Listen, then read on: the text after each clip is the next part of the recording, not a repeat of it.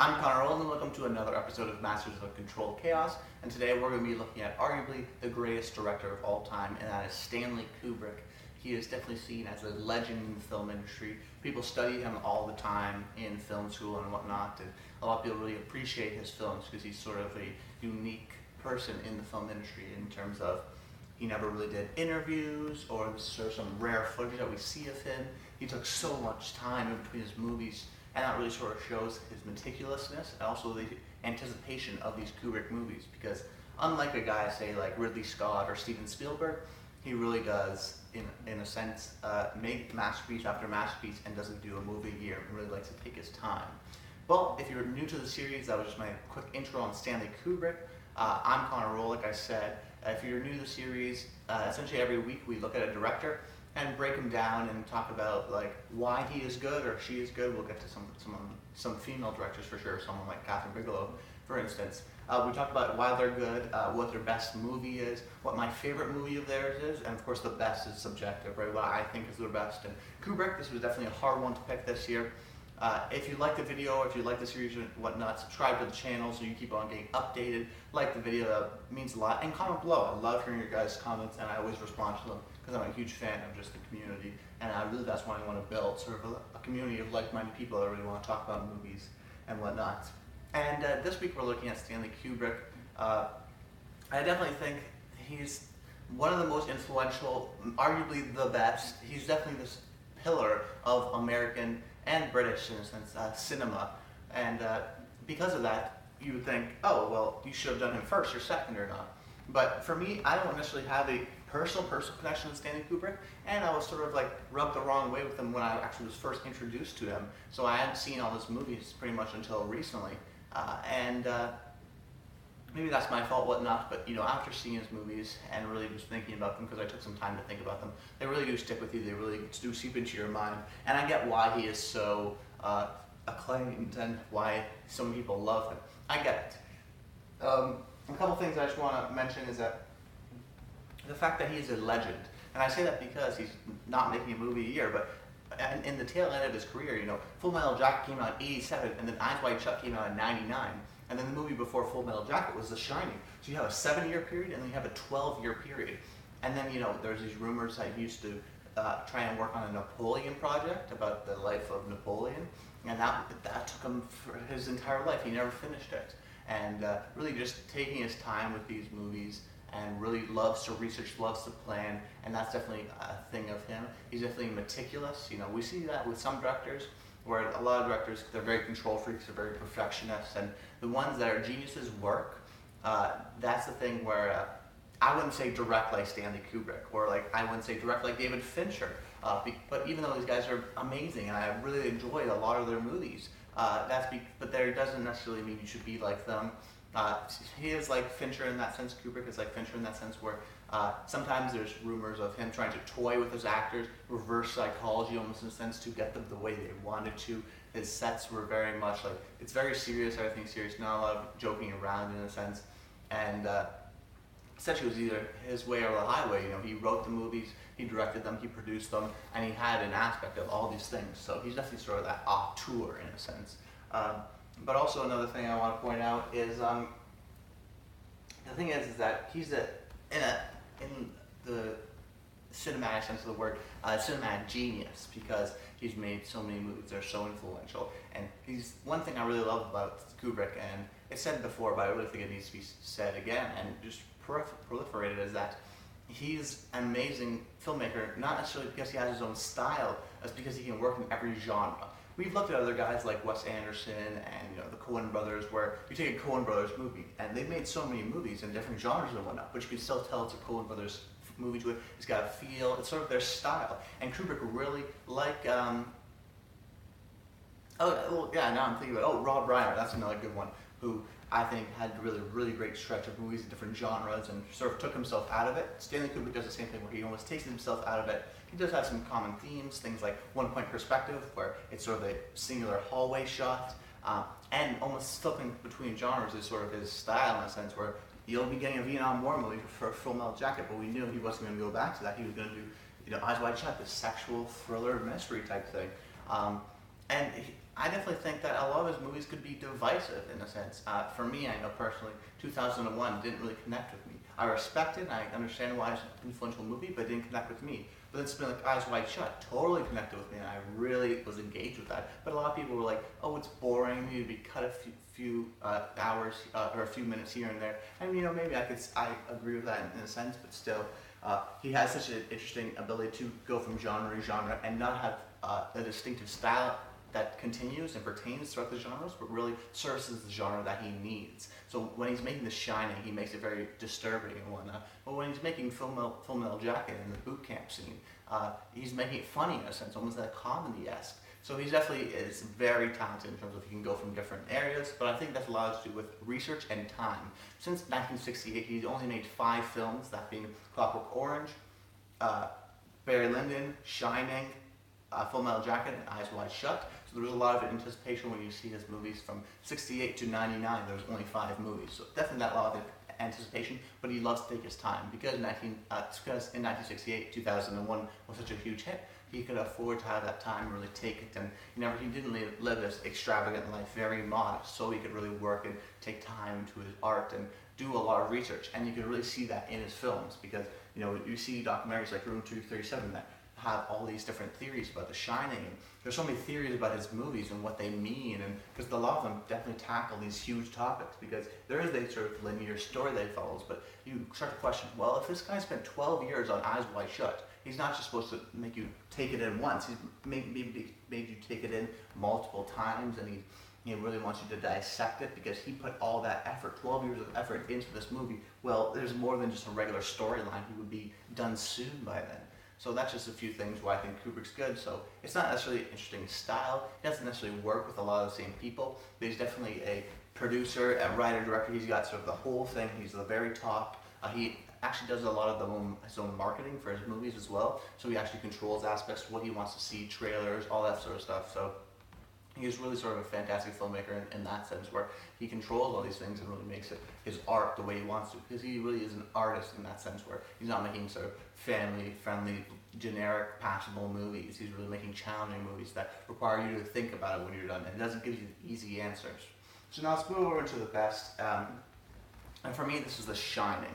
Now, this may be a controversial thing because many people think it's 2001. I don't think it's his best because I actually don't think it's that interesting of a movie, especially in the first couple of watches, which hurts it definitely. But for me, it came down to 2 movies. Or when I looked at it as a whole, essentially what I did was I looked at 2001. I said, are there more influential sci-fi movies? Maybe not, but there are some, including the Star Wars or in 1968 Planet of the Apes, which I think is actually maybe even more influential than 2001. I know, but even it's the same year, definitely an influential sci-fi movie. Or then I looked at Full Metal Jacket and I said, is there better sort of Vietnam War movies? And then I said, yeah, I would say so. Apocalypse Now, Platoon, Born on the 4th of July are some of my favorites. Or even better, and then Path to Glory, are there better war movies? I would say so.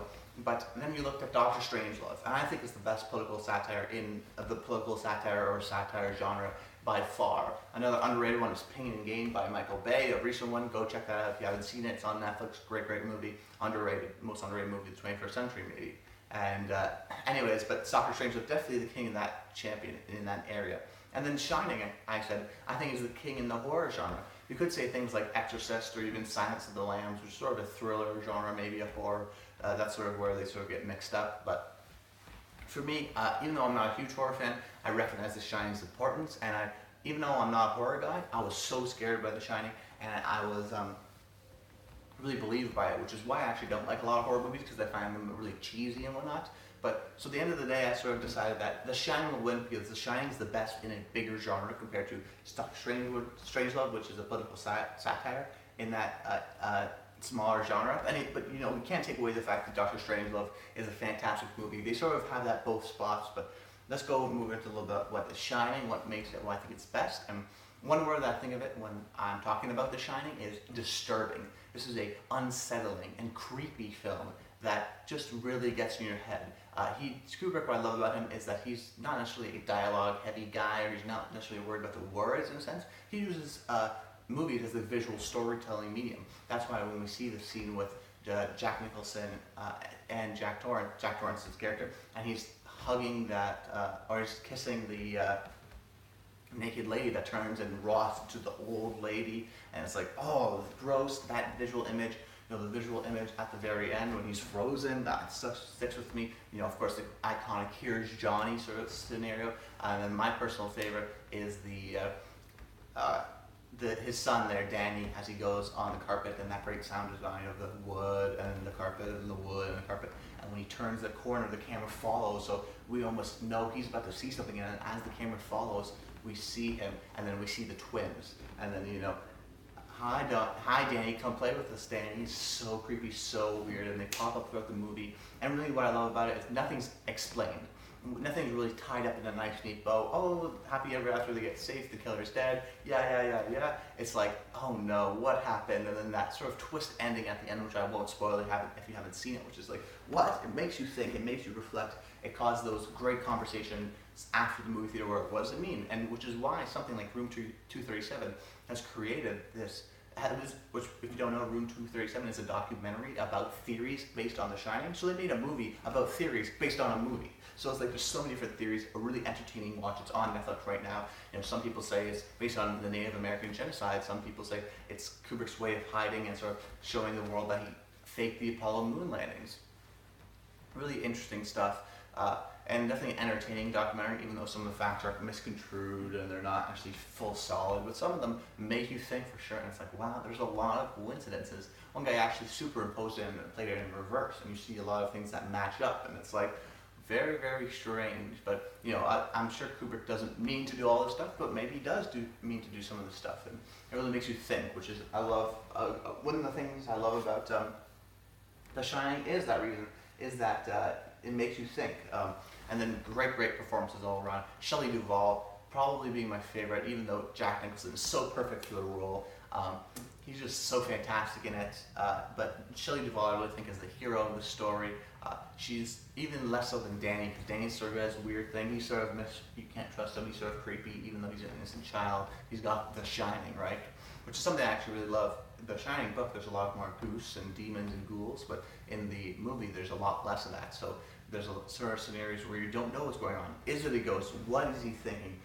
Is this real? Who's coming to him? Who's not? Is it all in his mind? Is it just show his mental deterioration? People have so many different interpretations of this. But then Shelley Duvall, I think, is the hero. She's so good at playing that scared, frightened. She wants to be strong, but she can't. She's by herself. She only has a kid to protect, so not only just she has to protect herself, just protect her kid. Her mother-like instincts kick in, and you know, this sort of movie sort of almost ruined her in a sense, because she talked about the traumatic time she had during the set and later on, because, you know, Kubrick, I think, holds the record for the most amount of takes for a scene that includes dialogue. That was 127 times for the scene when Shelley Duvall is climbing up the stairs with the baseball bat and Jack's sort of climbing up on her. And, you know, David Fincher, when people say they go into a David Fincher movie, they're like, yeah, you know, he's going to do 40, 50 takes, you know. You get used to that 40, 30, whatever. But 127, that's insane. Kubrick will stand back and say, it's not right, it's not right, it's not right, it's not right, until it gets right. And you have to keep on doing it over and over again. And if you think of that as an actor, yeah, that would sort of like traumatize you in a sense where, you know, wow, this would doing the same thing over and over 127 times, that would really mess with your mind. And he's almost like toying with actors to see if get the performance he wants. But Jack Nicholson still swears by him, says he's a film genius and whatnot. But actually, let's move over to here into my favorite, which is A Clockwork Orange. This is another hard one for me because I love Full Metal Jacket, love Eyes Wide Shut. Paths of Glory is another awesome one. Really just these really interesting movies where, for me, Clockwork Orange, the first thing that stands out, I talked about Stanley Kubrick's visual style, and the visuals in this movie and the cinematography is probably better than I think, even in something like Barry Lyndon, which is so beautiful. But these images, more than any Kubrick movie, stand with me.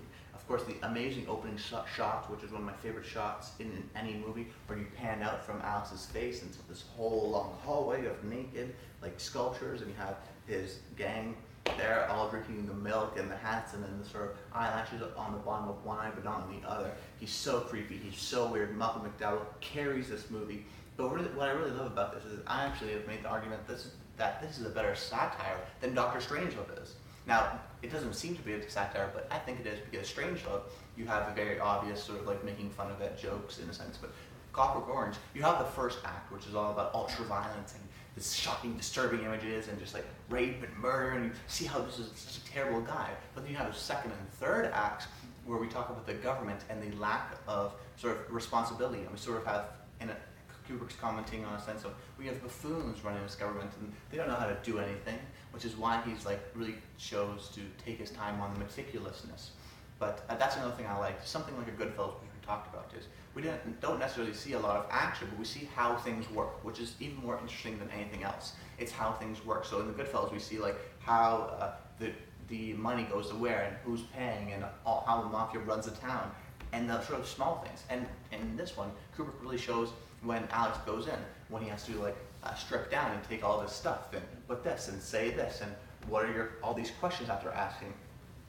It seems so sort of like absurd in the moment, but everyone's plays with such a straight face. It's super disturbing, and I would even say that for me it's more disturbing than The Shining. I just think The Shining is a little more well-made movie, although this was really hard for me because A Clockwork Orange is a fantastic movie for me as well.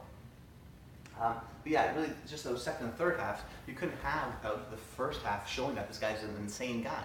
But the second and third acts is when you see, where you sort of sympathize with this guy, like, oh my god, what are they doing with this guy? This is horrible. But then you realize, like, oh my god, he's a murderer, and he's like this crazy, insane, kookball, mad sort of guy. And it was really that sort of juxtaposition where you feel for him, but then you don't want to feel for him. It makes you feel ways you don't want to feel. And really the satire works because you have that first act of showing how much of he's a bad guy, because you don't want to sympathize with him.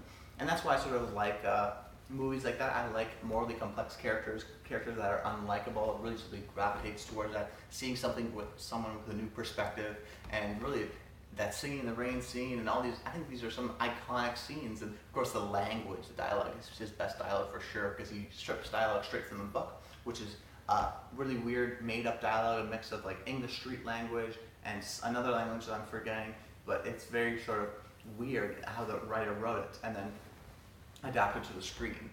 But anyways guys, for all those reasons, that's why Stanley Kubrick is a master of controlled chaos. He's great at his visual style, but he takes adapted books, like he's done The Shining was a book, Eyes Wide Shut was a short story, Full Metal Jacket, a short story or a book. So he takes a lot of source materials and then makes them into movies, but makes them his completely own. So he has this great source material to use for dialogue and whatnot, but then he's able to focus on the visuals and really create this visual medium that is unparalleled to anything else. And that's why I think Kubrick is so well regarded, and because almost he took years to make, they were so well anticipated and so well dissected. And for me, that's a huge thing where I have the rule of, you have to intrigue me the first time of viewing, and then I'll watch and review over time, review over and over again. Things like The Shining and Clockwork Orange and Eyes Wide Shut, they really work for me. Something like 2001 really doesn't, because it doesn't intrigue me the first time, and I've seen it 3 times, so I've watched it multiple times because people have told me it's the greatest movie of all time. But definitely, I wouldn't recommend it to a lot of people.